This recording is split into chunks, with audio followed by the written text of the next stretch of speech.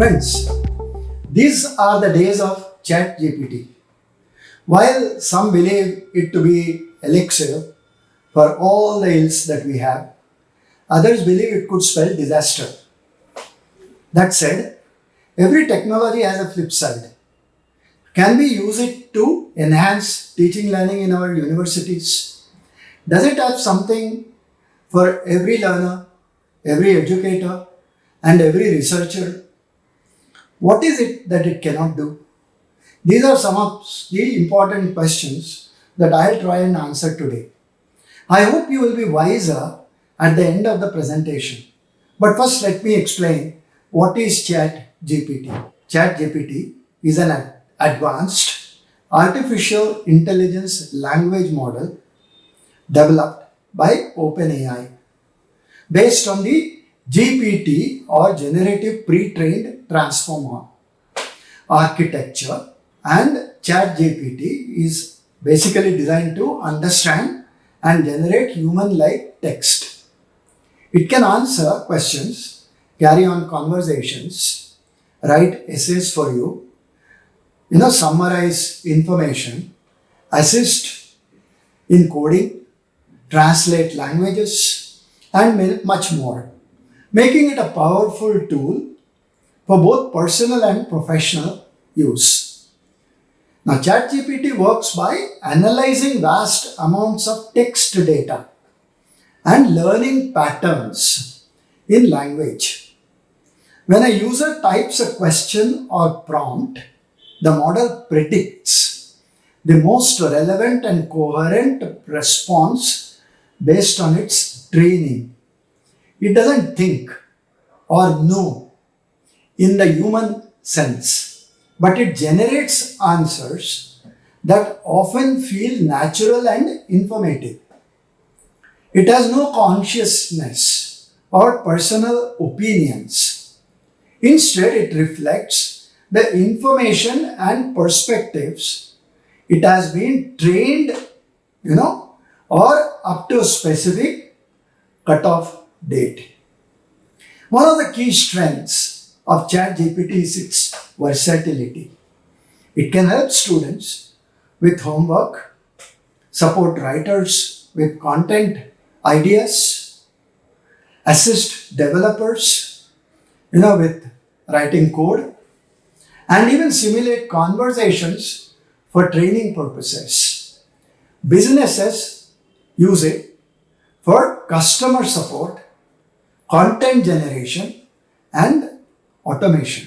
However, ChatGPT has also limitations. It can sometimes produce inaccurate or outdated information, and it may not always understand the full context or nuance of complex questions. Therefore, critical thinking and human oversight are important when using ChatGPT. OpenAI has introduced several versions of ChatGPT, with ChatGPT 4.55 being one of the most advanced to date, offering more accurate, relevant, and context-aware responses. ChatGPT is a breakthrough in AI-based communication or AI-powered communication, enabling more natural and efficient interactions between humans and machines.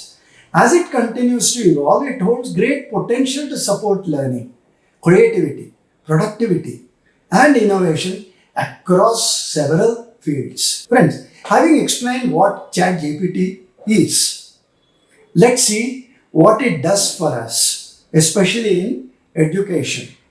Firstly, it offers several innovative applications in education, enhancing learning experiences and educational processes. It makes education more accessible, personalized, and engaging for all its stakeholders involved. While its natural language processing capabilities can be used to enhance the learning experience almost in any language, it's available in 23 languages currently, it can also help learning in local languages. But then our university is only about teaching and learning. Is there an emotional connect that these tools may not be able to create, and hence should be used with caution, if at all they should be used? It could act as a virtual tutor, provide personalized assistance to students based on their individual learning abilities and needs, and help explain difficult concepts, provide additional practice problems, and offer tailored feedback, similar to having a personalized tutor. It could even provide homework assistance 24/7 and 365 days. It could assist in language learning by engaging the students in conversations in the language they are trying to learn.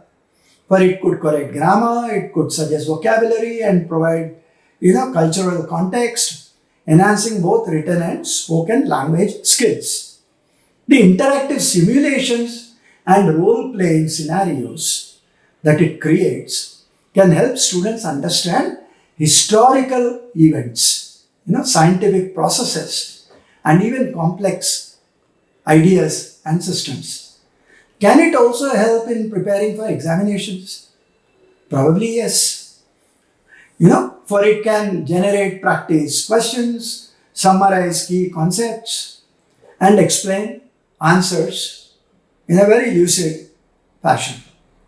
While slow learners, can identify areas where they need more study, the fast learners, could get additional assistance on more advanced concepts and topics.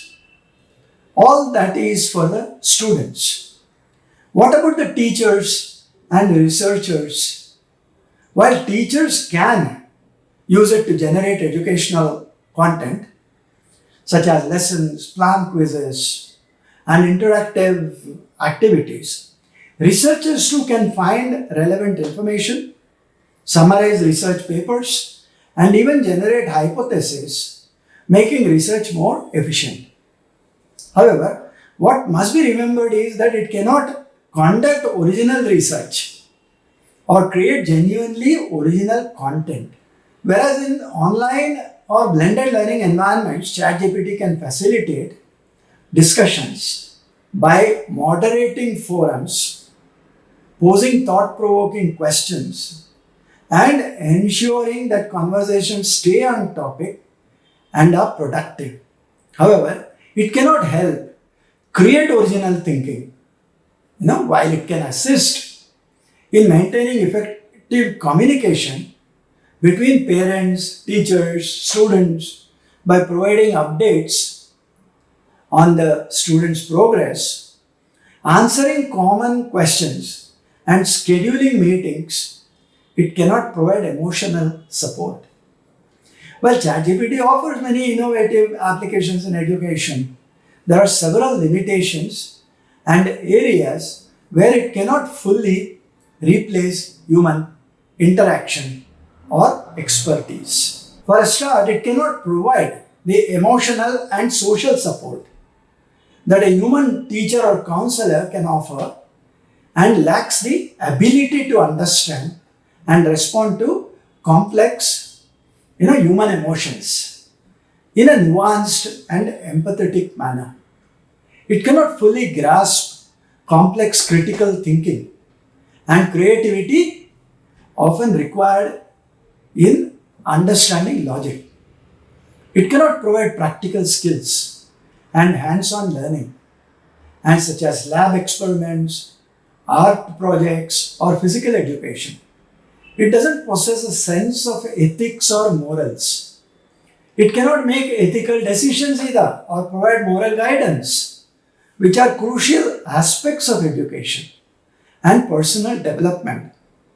While it can offer personalized academic feedback, it can never provide personalized emotional feedback that considers a student's personal background, his or her mental health, or unique emotional needs. In situations where information is incomplete, ambiguous, making informed decisions often requires human intuition and experience, which it cannot provide. Building long-term mentor-student relationships involves understanding the student's growth over time, their personal circumstances, and providing consistent personalized guidance, which it is not capable of giving. While it can assist with problem solving, complex problems that require deep domain expertise, creative approaches, and interactive thinking are often beyond its capabilities. It may even struggle with contextual nuances, cultural subtleties, and implicit meanings that are crucial in communication and education. Handling sensitive personal information and ensuring compliance with legal and privacy regulations is beyond its scope. Why is that so? Ensuring data security and privacy requires robust system and human oversight. While it can assist with problem solving complex problems that require deep domain expertise, creative approaches, and iterative thinking are often beyond its capabilities. It may even struggle with contextual nuances, cultural subtleties, and implicit meanings that are crucial in communication and education. Handling sensitive, personal information and ensuring compliance, with legal and privacy regulations is beyond its scope. Why so, one may ask? Ensuring data security and privacy requires robust systems and human oversight. While friends, ChatGPT is a powerful tool that can enhance various aspects of education, it is not a replacement for the human elements that are essential in teaching, mentorship, and emotional development. Its limitations highlight the importance of integrating technology with human expertise and empathy in educational settings. With that explanation of ChatGPT, let me conclude this episode with a statement. All tools are only as powerful as we care to use them. With a promise to be back again the next Saturday, I will end this episode. Thank you. Dhanyavad. Namaskar.